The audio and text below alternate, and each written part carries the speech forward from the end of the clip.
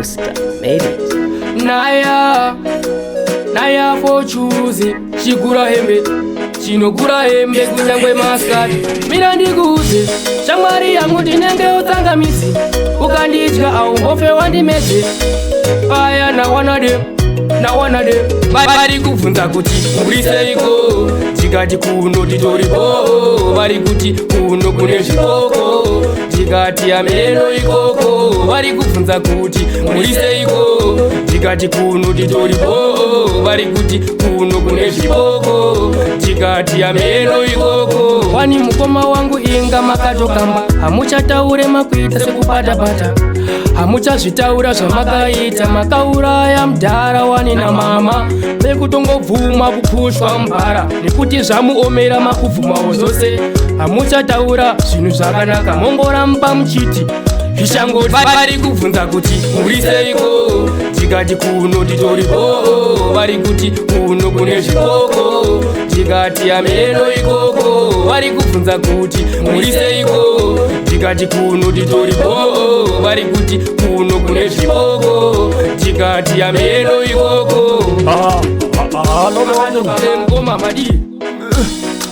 urikwadzawo pamunene urikwadziwa aiti musabata mushonga mukoma ndofa inini ndofa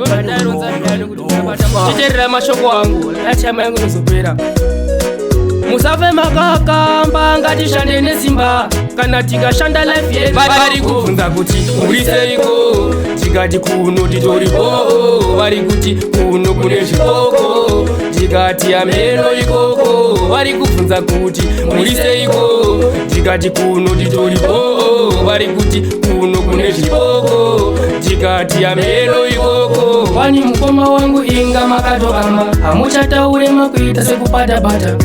hamuchazvitaura zvamakaita makauraya mudhara wani namama bekutongobvuma kupushwa mubhara nekuti zvamuomera makubvumawo zvose hamuchataura zvinhu zvakanaka mongoramba muchiti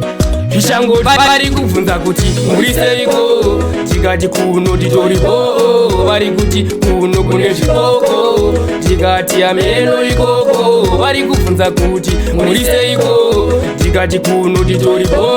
varikuti kuno kune zvipoko tikati ameno ikoko ngoma madi urikwadzawo pamunene urikwadziwa ndofa inini ndofa Booster sound music. BRK, ngicela ufake ivolume fethu.